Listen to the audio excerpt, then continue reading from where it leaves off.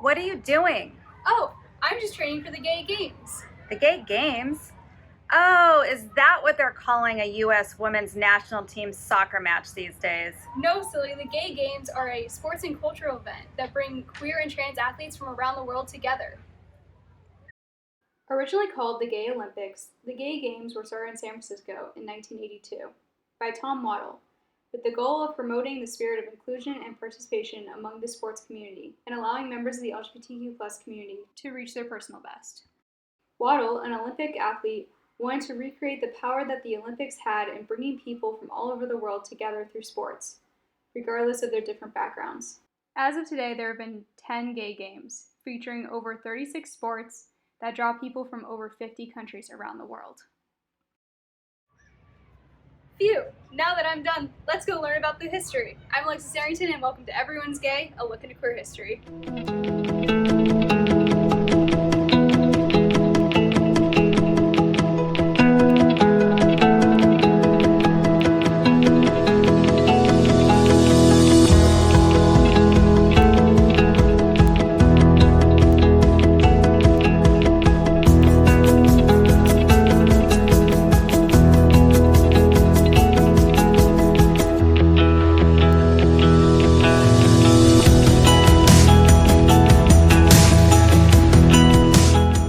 Tom Waddell was born in 1937 to a Catholic family, and while he knew he was gay throughout high school, he tried to suppress it, throwing all of his energy into sports. He excelled in athletics as a means to compensate for being gay. It was with this obsession with sports that brought him to the 1968 Olympic Games in Mexico City, where he was a track star, placing 6th among the 33 competitors and breaking 5 of his own personal records in 10 events. Many years after his Olympic days, Waddell found himself living in California and joining a gay bowling team. It was this team that inspired him to create a sports event based on the Olympics, but for the gay community. He dreamed that it would bring queer people from all over the world together in a celebration of sports and pride, and he followed through with his idea in the early 1980s with the first ever Gay Olympics.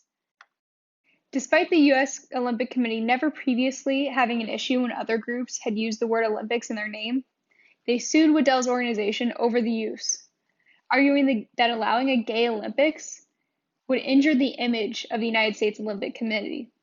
They succeeded in securing an injunction just 19 days before the first games were to begin, forcing the Gay Olympics to be rechristened as the Gay Games. The opening ceremonies began with the former U.S. Olympians George Friend and Susan McGivry lighting a flame that had been carried on a torch run across America, beginning in New York at the Stonewall Inn and ending at the stadium in which the games were held. 1,350 competitors, whose origins range from over 170 cities worldwide, competed in the first games. In order to achieve greater inclusion and diversity, the organizers created outreach committees to attract and recruit athletes from minority groups, including people of color, women, and rural and lesbian and gays.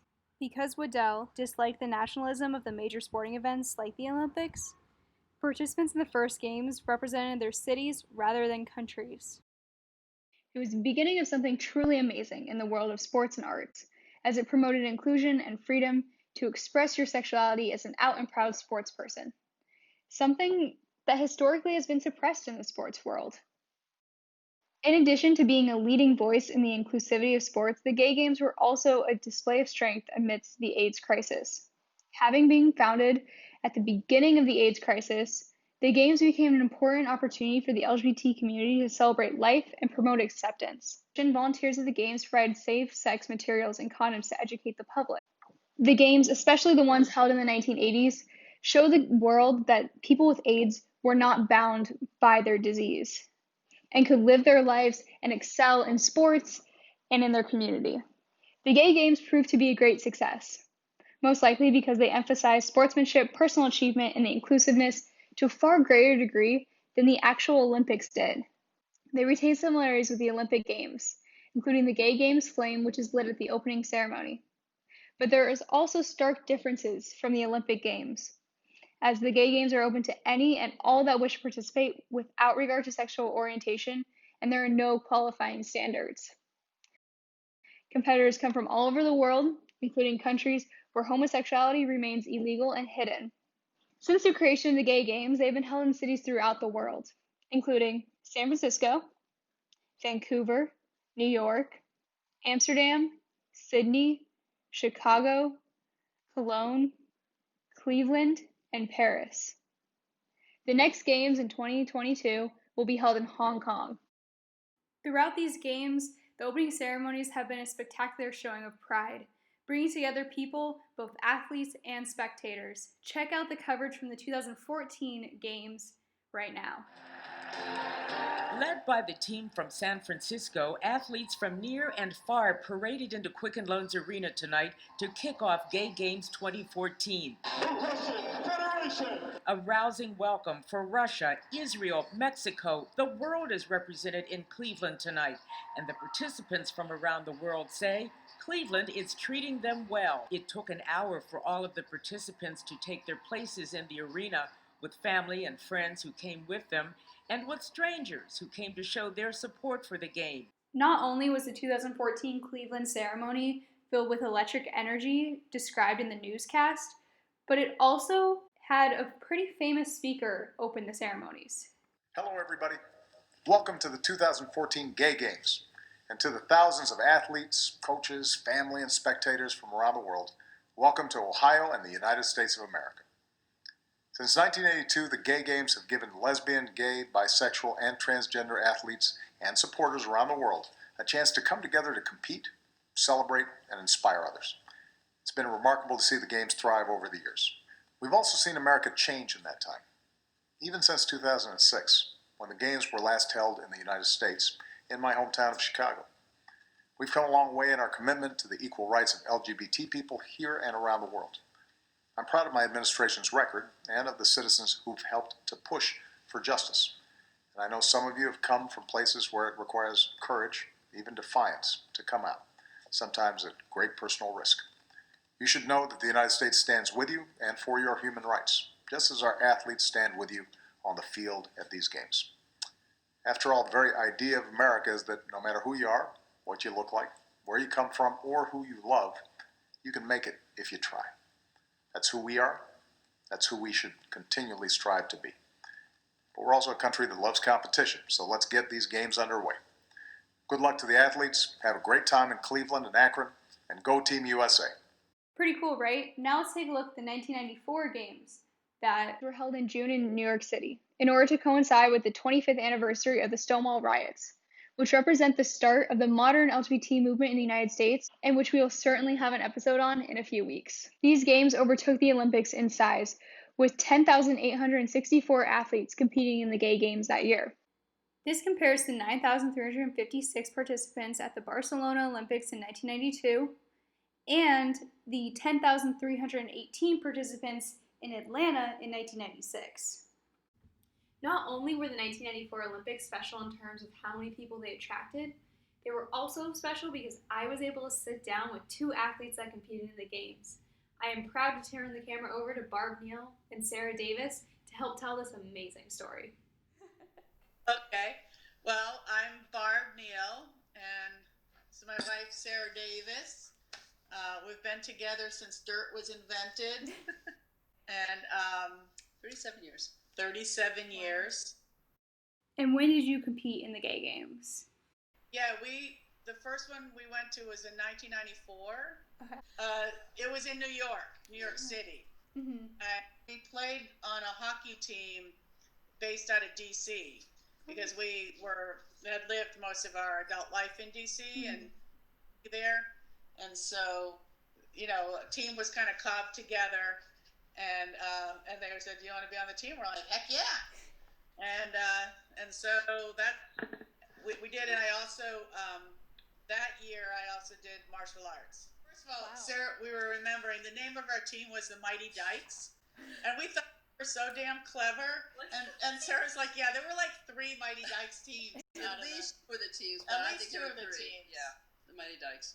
And we think there were like 7 or 8 teams total, but it was really cool. Like, I remember there was some party before, and just realizing like we were all doing this really kind of cool thing.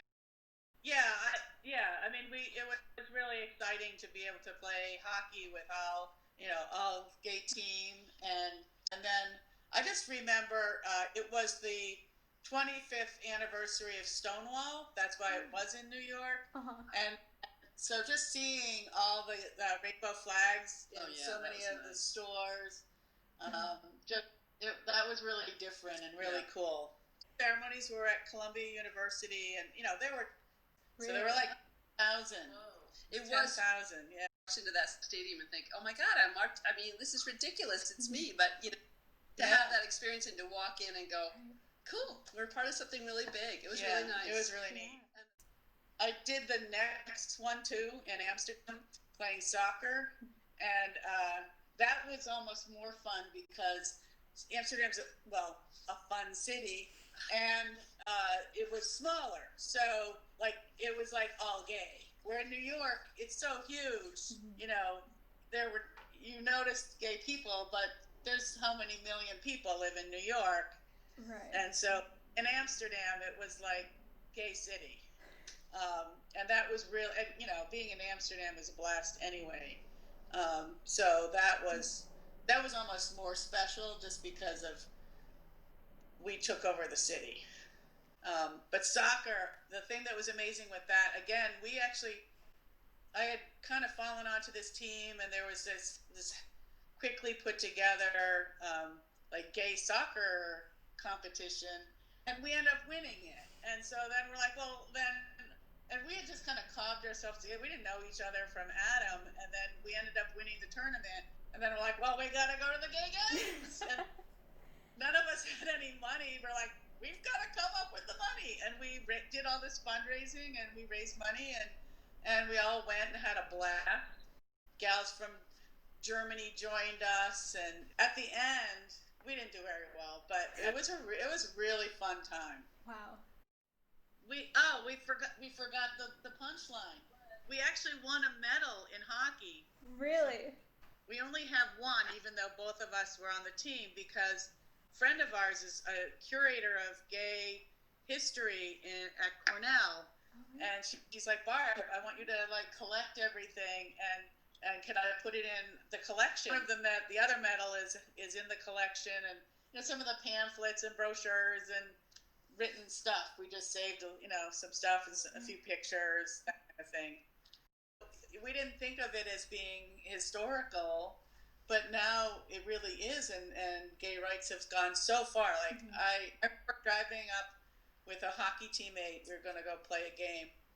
I don't know, it would have been in the 80s? No, way later. Oh. But anyway, we're driving, and she goes, can you believe that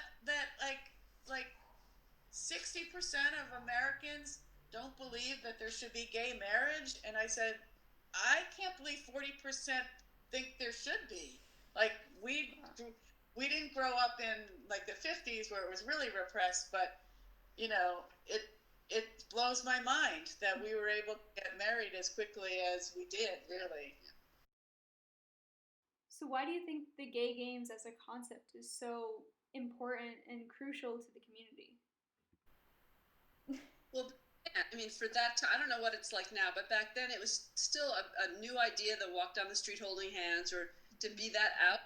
And maybe if I lived in New York City, I would have found I could be that way, but not living there, then going there and feeling like, no, we're sort of not a majority, but we're a force here. And having that freedom was really special. I don't know how important it was, but it was important to me. And I think to all of us. Realized, too, how many of us there were, and how that we were becoming a force in the world and the country. That it was a turning point in my mind.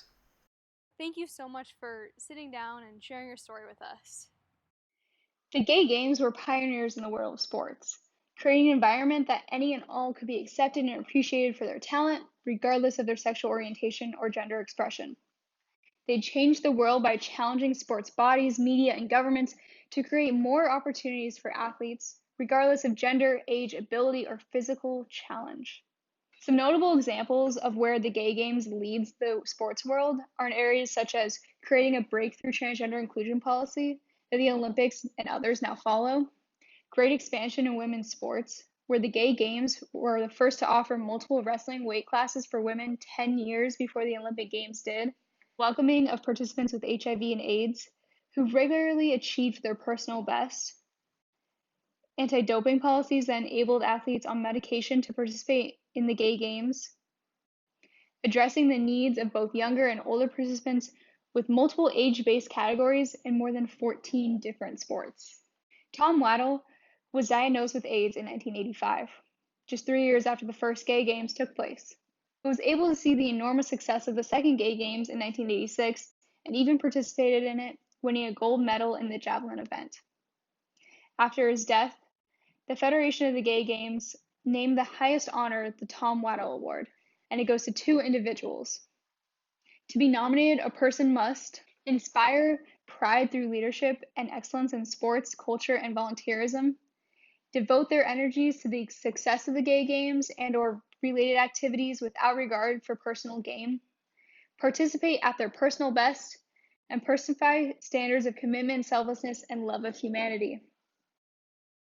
As you can see, this award not only recognizes great athletes, but athletes that are able to go above and beyond, who are willing to make the game special for everyone, just as Tom Waddle did. In a time when walking down the street holding hands with someone of the same sex was still looked down upon in the United States, the founding of the Gay Games represented a change in society. It created a space of inclusivity that was rare and is still in sports. And it still does this today, as the games attract people from all over the world, including countries where homosexuality is still illegal. In addition to providing an accepting arena, The Gay Games also provide aid to athletes. In the most recent games in Paris, the Federation of the Gay Games, with the help of the International Frontrunners and LGBT Running Club, provided a scholarship for 2 Kenyan gay activists to compete in the games. Overall, the Gay Games create an environment for athletes to have fun and be themselves while playing the sports that they love. While there are many ways to learn more about the Gay Games, I recommend tuning in or playing in the 2022 Hong Kong Games. I'll see you there. I'm Alexis Arrington, and this has been Everyone's Gay, a look into queer history. If you like this video, make sure to hit like, subscribe, and share it with your friends. And make sure to find us on Facebook at facebook.com/everyone'sgay, queer history. Thank you for watching this special episode, and a huge shout out to our guests, Barb and Sarah, along with their daughter Katie, for setting this up.